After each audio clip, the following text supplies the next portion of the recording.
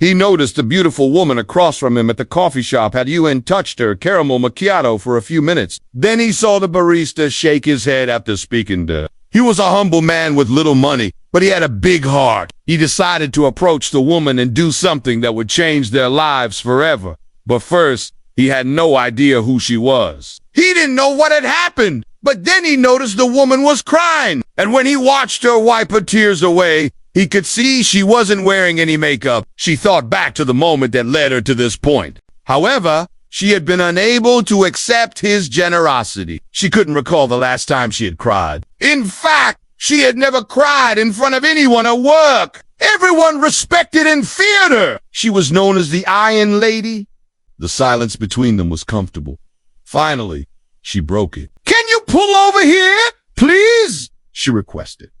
The man nodded and parked the car. "Thank you, and thank you for your kindness," she added, smiling faintly. He returned the smile. "It was my pleasure. I'm glad I could help you. Take care and goodbye," he said, meaning to end the conversation there. But she had another request.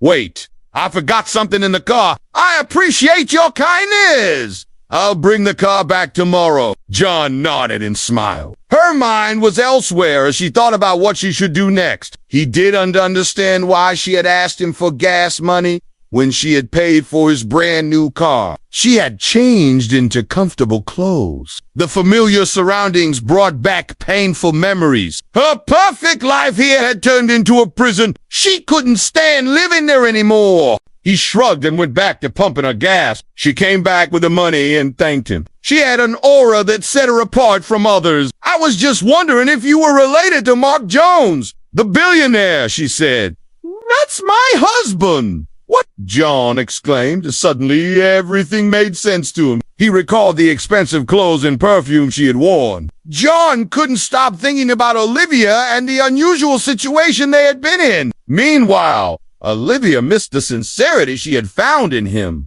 Olivia felt a sense of relief and happiness being with him. She had never experienced such genuine and down-to-earth love. He was simply himself and didn't care about her status or money. She found that incredibly refreshing. She couldn't help but wonder about him and how his life was going. People often said they were a perfect match, proving that sometimes love can be found in the most unexpected places. She had introduced herself as Olivia Jones, but he had assumed she had chosen a common name to avoid drawing attention to herself. He couldn't believe he had been so oblivious.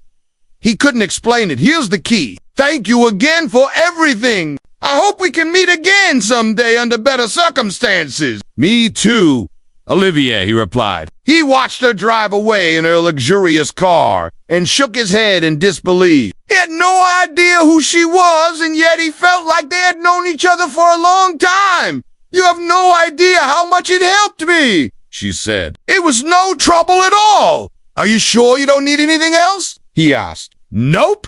Thanks again, John," she said, turning to leave. Both were stunned and couldn't speak for a moment. Finally, Olivia broke the silence. "John, it's good to see you again," she said with a faint smile. "Olivia, I didn't expect to see you here," John stammered. "Me neither. What are you doing here?" "Oh, I just came for a walk," he replied. "Me too," she added. "Wait, may I ask what your last name is?"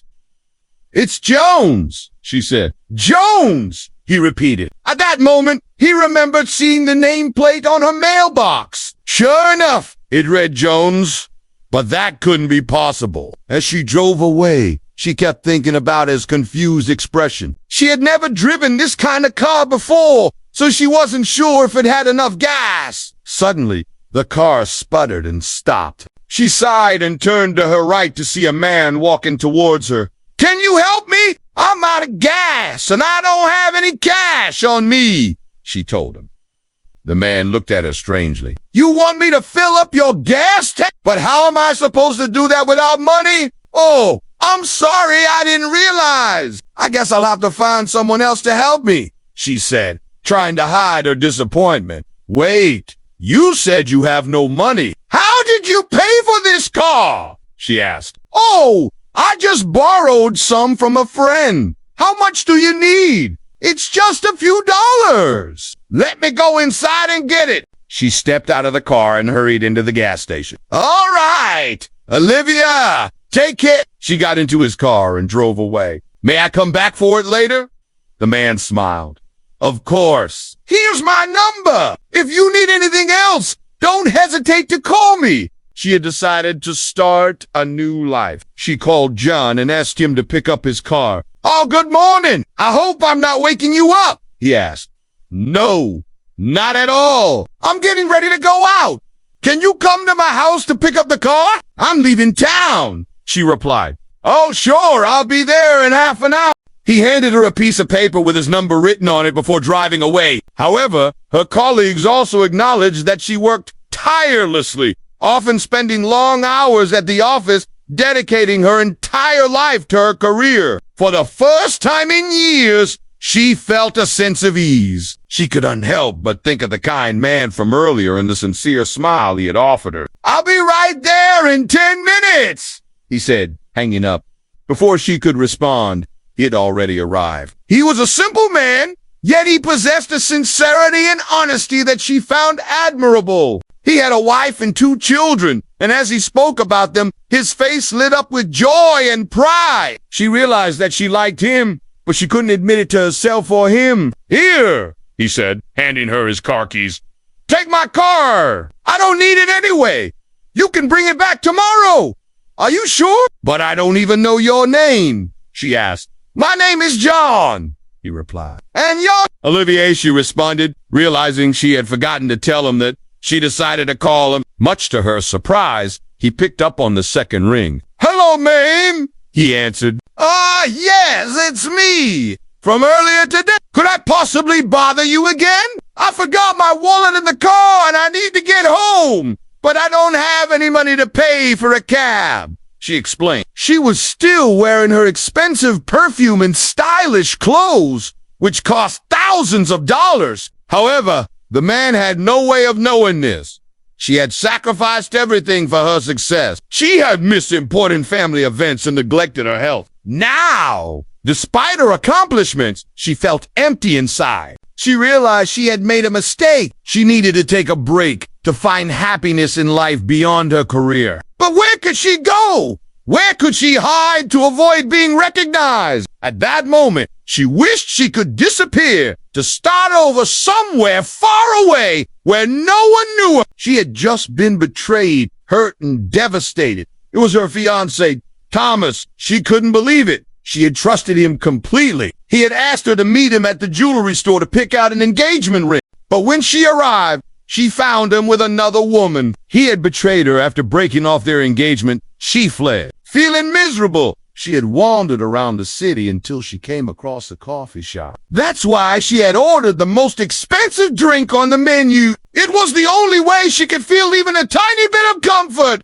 reminding her of better times. But now she couldn't afford it. And despite not knowing her, he couldn't help but worry about her well-being. As she walked away, she couldn't hold back her tears. She felt utterly defeated, unworthy, and broken. She couldn't understand how she had fallen so low. Her life had always been full of luxury. She turned around to see a black SUV approaching her. The driver leaned out the window. Ma'am, are you all right? Would you like me to drive you somewhere? He asked kindly. She hesitated for a moment, unsure what to do. She wanted to refuse the offer, but she couldn't deny that she was exhausted and needed some rest.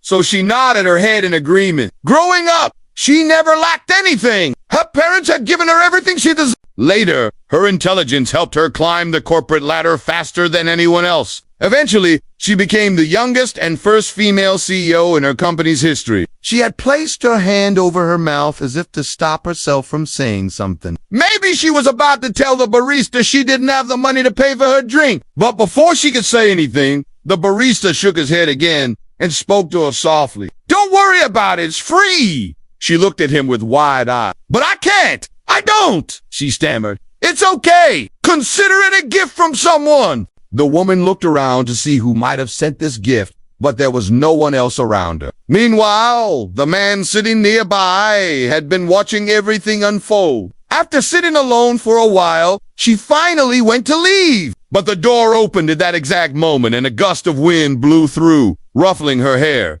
The man stood up and walked toward her, hoping to help. "Excuse me," he said, extending his jacket. "Here, you can use this to cover yourself. You look cold." She turned to him, surprised by his sudden appearance, but quickly composed herself. "Thank you," she replied curtly, though she did take the jacket. The man wanted to talk to her more, but she hurried out of the coffee shop without another word. This encounter left him puzzled. Why was she so distant? What had caused such a dramatic change in her?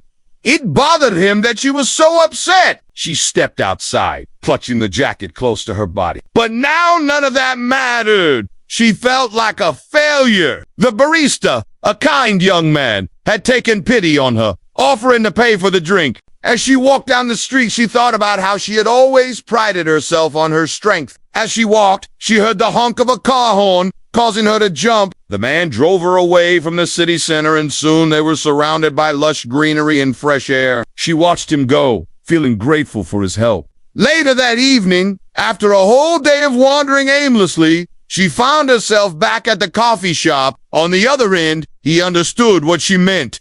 No problem at all. They chatted for a bit, and she learned that he lived near the outskirts of town and worked as a plumber. "Well, I won't keep you any longer. Thank you, John," she said, feeling a strange mix of emotions. She drove past the gas station without noticing. He watched her go and scratched his head in confusion. When she finally reached her destination, she realized she had driven straight to her house. She got out of the car and walked inside. The following morning, she woke up early and got ready. When John arrived, he noticed that she wasn't wearing her fancy clothes or makeup. Despite looking different, she was still beautiful. She turned around and asked, "Do you know what you're thinking?" She continued, "It was nice meeting you, John." They continued talking, and eventually John had to leave. Days turned into weeks, but neither of them forgot about the other. One afternoon, she decided to take a walk in the park, and to her surprise, she bumped into John. They began to walk side by side along the path, and soon they were deep in conversation. As time passed, their bond grew stronger, and their feelings for each other deepened. They started dating, and their love story blossomed.